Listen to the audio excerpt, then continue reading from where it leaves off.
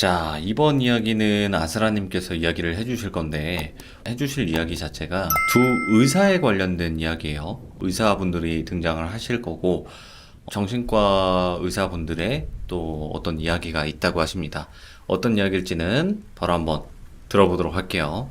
네, 여보세요. 안녕하세요. 네, 안녕하세요. 네, 오늘 아스라님께서 또 찾아와 주셨는데, 오늘은 두 의사에 관련된 이야기가 있다고 하셨는데 맞나요? 아, 네. 제가 이제 예전부터 계속 얘기했지만 이제 수면제를 받고 있어갖고 불면증 때문에 이제 한 의사랑 한 6년을 만났거든요. 오, 꽤 오래 만나셨네요. 네, 그래갖고 이게 6년을 보니까 의사 환자 관계도 친해지더라고요, 결국에는. 아, 그럼요. 네, 그래갖고 인터뷰를 면목으로 이제 술 한잔 얻어 마시면서 이제 좀 무서운 얘기 좀 해달라고 했더니만 몇 개 얘기를 해주시는데, 뭐랄까, 이번 이야기는 사실 귀신보다 조금 사람이 무서운 이야기일 수도 있고, 좀 약간 좀 오, 묵직한 내용을 좀 다루게 되게 됐어요. 어쩔 수 없이. 알겠습니다. 도대체 어떤 얘기길래 또 어떻게 하다가 또 들으신 얘기니까 바로 한번 들어보도록 하겠습니다. 렛츠가! 기리십니다. 렛츠 기릿!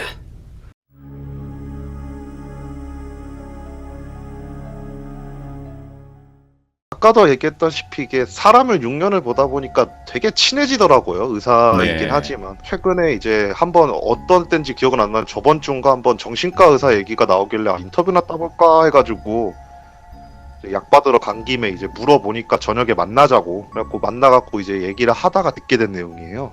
이분은 지금 현재 대학병원에 계신데 대학병원 같은 경우에 이제 의사분들이 상담을 되게 많이 오신대요.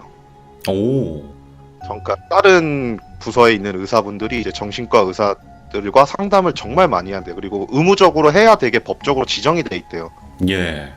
그래갖고 지금 병원에 있으면은 누군지 알 수 있기 때문에 자기가 전에 있던 병원에서 있었던 일을 얘기해주겠다 하시면서 얘기해주시는데, 그러니까 한번 생각을 해보세요. 어느 부서에 있는 의사들이 가장 많이 정신과 상담을 하러 오실 것 같아요? 제일 뭔가 잔인한 걸 좀 많이 보는 응급 막 그런 데 있잖아요. 저도 처음에는 이제 응급의료 학부에 계신 그런 분들이 오실 줄 알았는데 소아과 선생님들이 그렇게 많이 온대요. 애기들 다루는 병원? 네, 소아과에서 엄청 많이 온대요. 그래서 오, 얘기를 들으면 이제 첫 번째 이야기 이제 소아과 의사 선생님에 관련된 상담을 했을 때 있었던 일을 얘기해 주시는데, 그러니까 전 병원에 있을 때 이제 의사 상담 일정이 잡혀서 왔더니 이제 소아과 선생님이래요. 그래갖고 얘기를 나눴대요. 뭐가 문제가 있냐, 뭐가 힘들어가지고 얘기를 하냐니까. 어차피 동료 관계니까. 근데 대부분 소아과에서 오게 되면은 자기가 생각하기에 그때 당시 이제 이분은 그렇게 막 연차가 차지 않으신 분이었기 때문에 소아과에서 오는 고민 상담은 아이들을 다루는 데서 오는 스트레스? 네. 그러니까 그 정도만 생각을 하고 있었는데 소아과에서 인종을 다루는 경우가 정말 많대요. 아, 예. 그리고 그게 엄청난 충격으로 다가온대요. 근데 이분 같은 경우에는 표정이 너무 안 좋대요. 대부분 의사들은 임종을 다루더라도 어느 정도 이제 익숙하신 분들이 있기 때문에 그냥 무덤덤하게 넘기려고 노력을 하시는데, 예. 이분은 연차도 어느 정도 있으신데 임종을 겪었다고 오기에도 충분히 연륜이 있으신 분인데도 불구하고 표정이 너무 안 좋은 상태로 오신 거래요. 네. 얘기를 나눠보자니 한 2년 정도 이제 병 때문에 입원하고 있던 애가 하나 있었대요.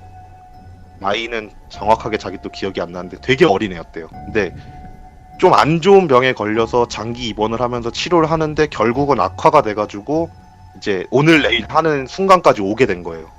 대부분 이제 중환자실을 가게 되면은 이제 다른 부서로 넘기게 되는데 소아과 같은 경우는 예외래요.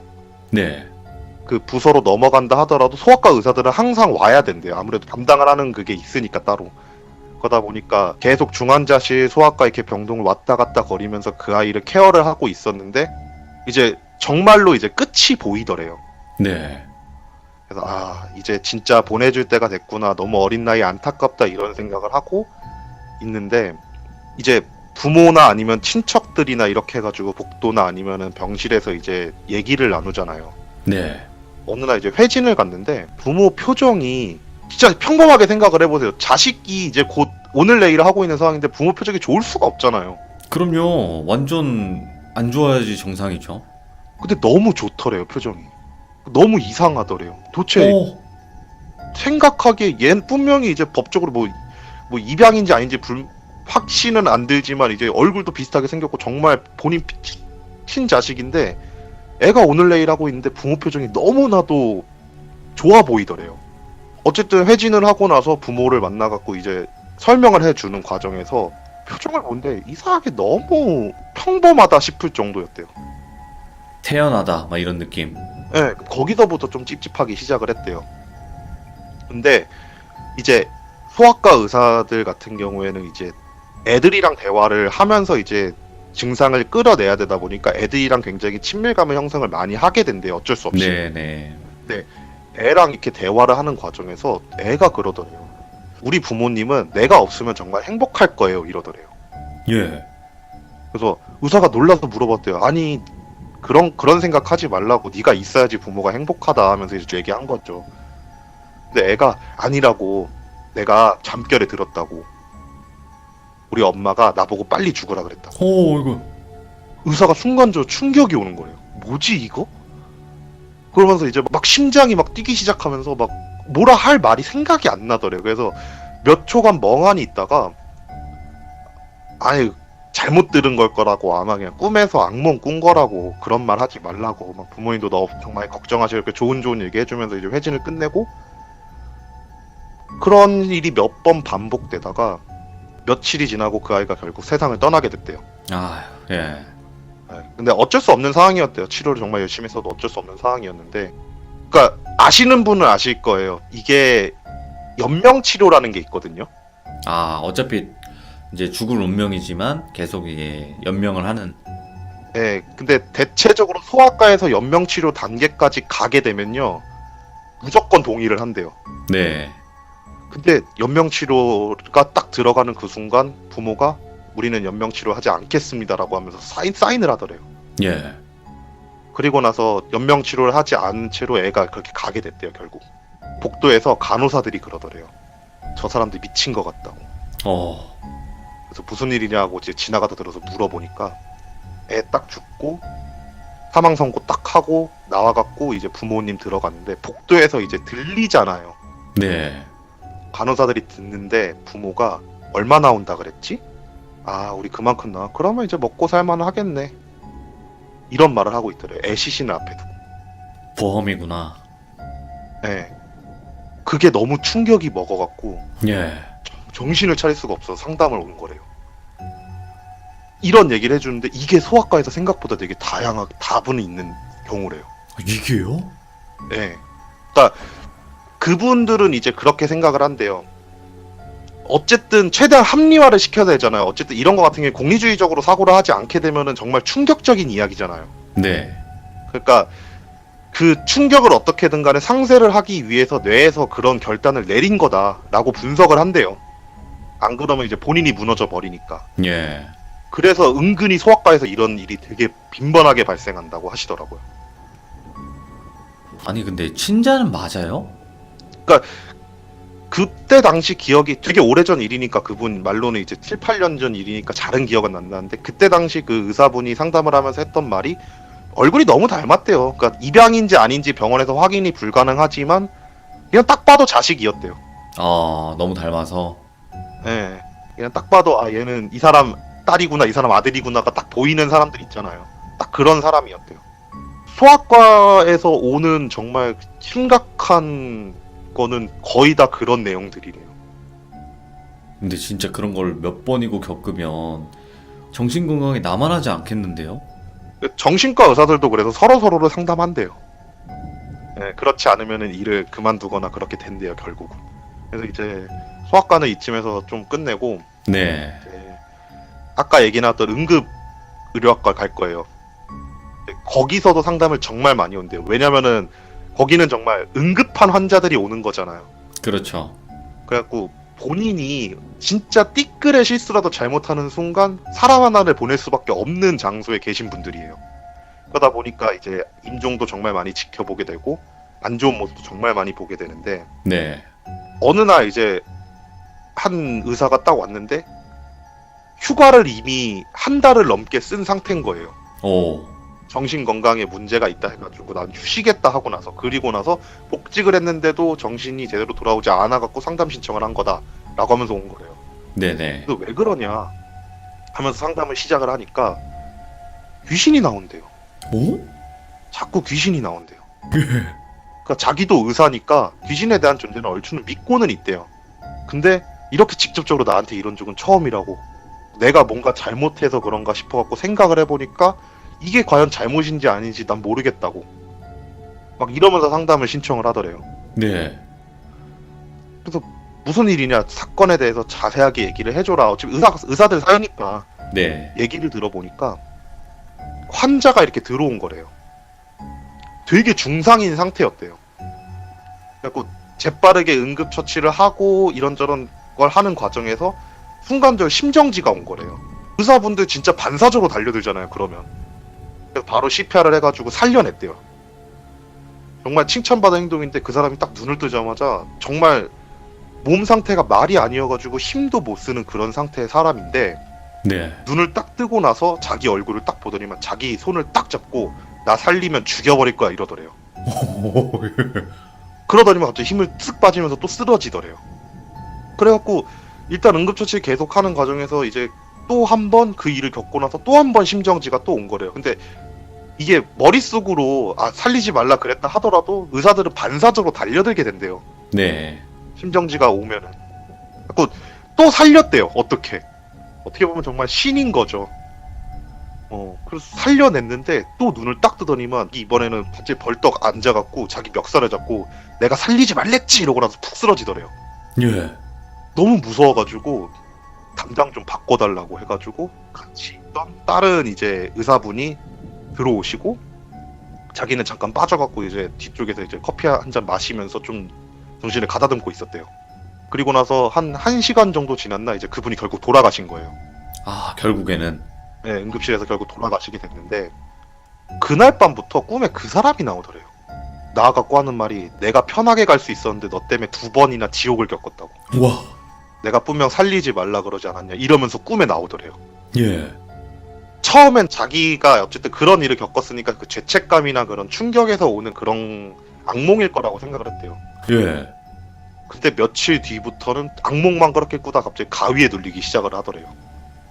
가위에 눌려갖고 두 번째 일어났을 때 멱살을 잡던 딱 그 느낌이 그대로 나면서 눈을 딱 뜨면은 그 사람이 자기 멱살을 잡고 왜 2번이나 날 다시 살렸냐고. 난 편하게 가고 싶었는데 너 때문에 못 갔다고 하면서 막 멱살을 잡고 흔들더래요. 예. 그게 며칠이 반복이 되더래요.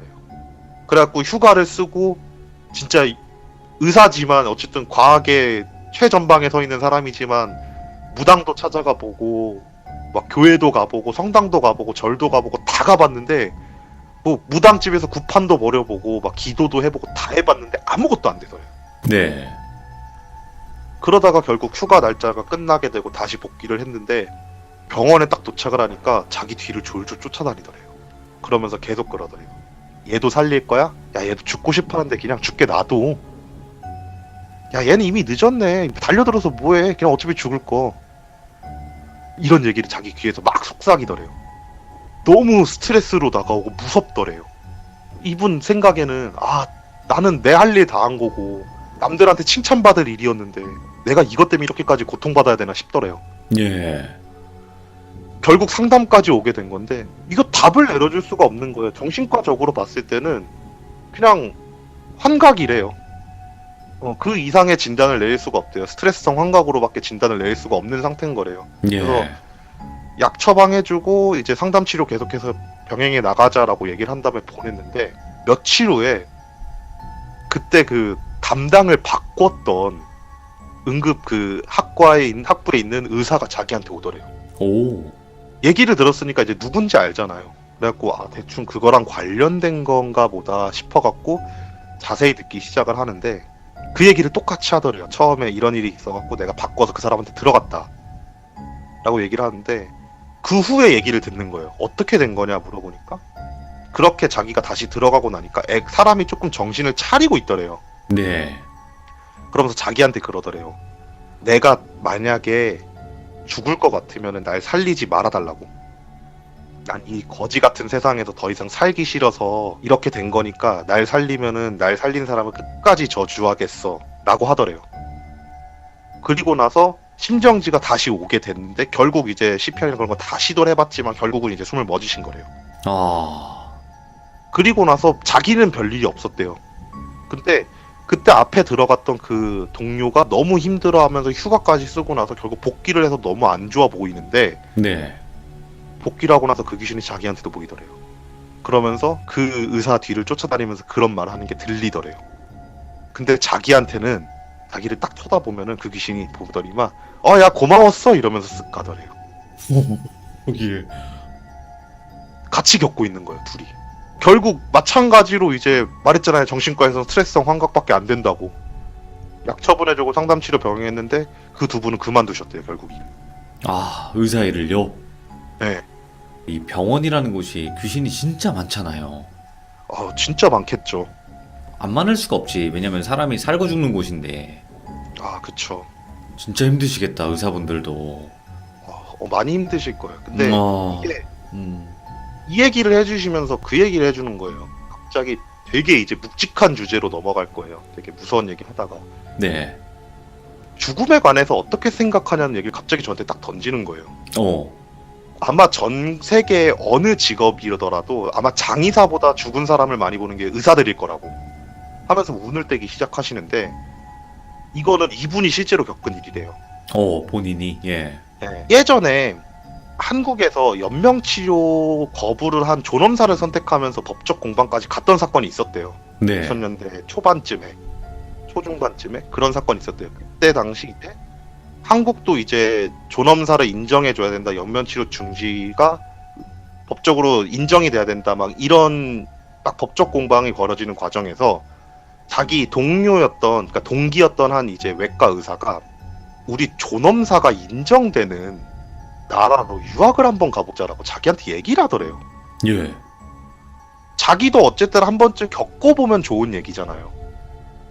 네, 그래갖고 알았다 하면서 어디가 있냐 이러니까 뭐 미국에 8개 주가 있고 하면서 막 각 나라 이렇게 막 얘기를 막 하더래요. 그런데 네네. 그 중에서 외국인들을 대상으로 그런 일을 해주는 나라가 스위스가 되게 대표적이었대요. 스위스.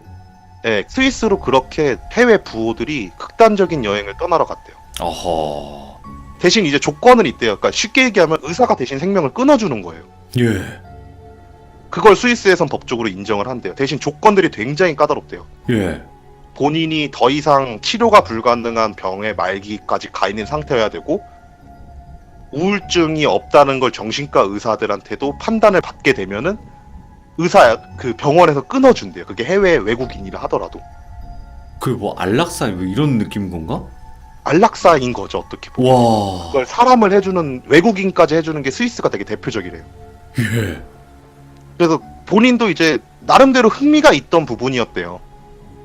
그래갖고 스위스로 그 동기랑 같이 유학 아닌 유학을 가게 된 거래요. 예. 가가지고 한 병원에서 이제 어찌어찌 잘 해가지고 그 병원에서 그런 것만 담당하는 부서에 3개월 정도 같이 일을 하면서 보냈는데 이게 사람이 너무 무서워지더래요. 네. 그러니까 그분은 정신과 의사잖아요. 보이더래요. 극단적인 선택을 하러 온 사람들이 어디까지 망가지는지가 보이더래요. 그러니까 분명 안락사가 맞아요. 법적으로는 안락사로 인정이 되고 있는데 사실상 극단적인 선택을 하러 오는 거잖아요. 그렇죠. 정신과 눈으로 그 사람들을 보는데 이게 사람인가 싶을 정도래요. 앞뒤가 없대요. 그냥 모든 사람들이 진짜 앞만 보고 달리는 말 경주마 같이 있더래요. 그거를 와. 하러 온 사람들이. 사람한테 막말하고 폭행 사건도 정말 다양하게 일어나고 그리고 이제 이성에 관련된 폭행도 굉장히 다분하게 일어나고 돈을 진짜 막 물 쓰듯이 그냥 쓰고 막 그 모습이 보이더래요. 정신과 눈에는 그게 너무 뚜렷하게 보이는 거예요. 그냥 동물로 변하는구나. 네, 완전히 진짜 인간성이 상실해버리는 거죠. 예. 그거를 보고 있는데 사람이 너무 무서워지더래요. 그러다가 어쨌든 병원에 협업을 해가지고 거의 인턴 같은 느낌으로 있던 거잖아요. 네. 그 한 분이 그때 당시 거기서 이제 말했잖아요. 우울증이 아니라는 판단을 받아야 된다고. 네네. 그거를 담당하는 의사 한 분이 본인을 데리고 같이 이제 상담하는데 이제 실습 겸으로 들어와 보라고 얘기를 한 거예요. 들어갔더니만 부부가 이렇게 앉아 있더래요. 부부 둘 다 이제 되게 안 좋은 병에 걸리셔서 더 이상 이제 희망이 안 보이셔갖고 마지막을 같이 떠나고 싶다 막 이런 좋은 취지로 온 것처럼 얘기를 막 하시더라고요. 네. 근데 실제로 막 검사 과정에서 우울증인 것 같지도 않고 너무 다짐이 확고한 것 같다 이러면서 상담을 계속 진행하고 있는데 할머니 쪽이 너무 이상하더래요, 느낌이. 거짓말을 치는 대표적인 증상들이 있대요. 몸에 나타나는. 그게 막 보이더래요. 그렇게 상담이 끝나고 나서 담당 의사한테 얘기를 했대요. 저 할머니 쪽이 좀 이상하지 않냐. 이러니까 의사가 그러더래요. 할머니 쪽은 안락사 신청 안 했다고. 저거 할아버지 속이고 할아버지 먼저 보내는 거라고. 와, 우리 되게 많아 그런 일 이러더래요. 오, 소름 돋아, 예. 이런 사람들이 정말 너무 많더래요. 와, 자기가 그렇게까지 겪고 스위스에서 다시 한국으로 넘어왔대요. 그리고 나서 한국에서 결국 이제 안락사라는 거는 결국 인정은 되지 않았지만 이제 연명 치료를 중단하는 거에 대한 법이 개정이 돼가지고 실제로 수많은 사람들이 연명 치료를 이제 중단해달라는 요청서를 쓰고 가족들이 그걸 쓰기 시작하는데 예. 그걸 볼 때마다 그 스위스에서 있었던 일이 너무 생각이 나더래요. 그래갖고 자기도 힘들다 막 그런 식으로 막 말씀을 해주시더라고요. 예. 정말 수많은 얘기를 듣고 왔어요. 되게 깊은 생각을 하게 되는 얘기였어요. 과연 사람이 죽음 앞에서 어디까지 인간성을 상실할 수 있을까부터 예. 정말 좀 무거운 얘기죠. 이번 어떻게 보게 되면 무서우면서도. 우리가 항상 이런 귀신 얘기를 하든 공포 얘기를 할 때 귀신보다 사람이 무섭다고 하잖아요. 네, 그쵸. 그냥 이런 면 때문에 그런 것 같아요. 제가 봤을 때도 상상을 못 하잖아요, 우리가. 이럴 거라는. 네, 그러니까 본인도 그럴 거라 상상을 못했던 거죠. 왜냐면 기본적으로 본인이 생각했던 안락사를 원하는 사람들의 인상은 정말 더 이상 고통받기 싫다 약간 이런 거일 거라 생각을 했대요. 네. 근데 꼭 그렇지만도 않더라고 얘기를 하시더라고요. 그러면 정신과 의사분들도 상담을 받는다고 했는데 정신이 아프신 분들 뭐 여러 상대를 하실 텐데 그런 분들과 상담을 하다 보면 이제 본인의 정신도 조금씩 깨지는 거겠죠? 저는 어쨌든 정신병원을 되게 오래 다니다 보니까 정신과에 대해서 되게 관심을 가져서 좀 어느 정도 공부를 하면서 이분들 얘기도 듣고 느낀 건데 감정이라는 건 결국 전염이 된대요. 네. 그리고 의사들이 최대한 무감각하게 진료를 한다 하더라도 결국은 본인들도 조금씩 전염이 되기 시작을 한대요. 근데 그게 한 사람한테 오는 게 아니잖아요. 아마 여기서 정신과를 가보신 분은 아시겠지만 대학병원 기준으로 정신과 의사 선생님들이 하루에 상담하는 사람의 수가 생각보다 정말 많아요. 대부분 정신과 상담이라 생각하면 막 1시간, 2시간 막 상담 치료를 생각하시겠지만 실제로는 들어가서 의사는 듣기만 하고 환자들이 그냥 대화만 하고 나서 약 처방받고 나오는데 이 시간이 10분에서 15분밖에 걸리지 않아요. 네. 그거를 6시간을 듣는다 생각해봐요. 하루에 몇 명을 만나겠어요. 예. 그러면서 조금씩 오염된대요. 감정이 계속해서. 그러면서 본인도 우울해지기 시작하고 막 그러는 타이밍이 오게 된대요. 이게 참 중요한 부분이 이 우울한 얘기를 들어준다는 거 그게 쉬운 건 아닐 거예요, 분명히. 아, 그쵸. 그게 어느 순간 나를 잡아먹고 있는다는 거를 나중에 깨달으시는 거겠죠, 아무래도. 결국 그렇게 해서 상담받고 막 그런 거죠. 실제로 저를 상담해주신 이 선생님도 약을 먹고 계세요. 실제로도. 본인도 저한테도 대놓고 얘기했고. 또 그러니까 또 더 잘 이해하실 수도 있겠네요. 이제 좀 저 어떻게 보면. 근데 환자분들 그러면서 그 말 하더라고. 이해하면 안 된대요. 아 노력을 해줄 수는 있지만 이해를 해서는 안 된대요. 그게 정신과 의사래요. 그렇겠죠. 네. 참. 와, 근데 오늘 얘기가 진짜 좀 무겁다. 그러니까 생각을 좀 많이 하게 만드는 그런 이야기네요. 이야기 자체가. 네, 그쵸. 저 이거 술자리에서 술 마시면서 듣는데 술을 못 마시겠더라고요.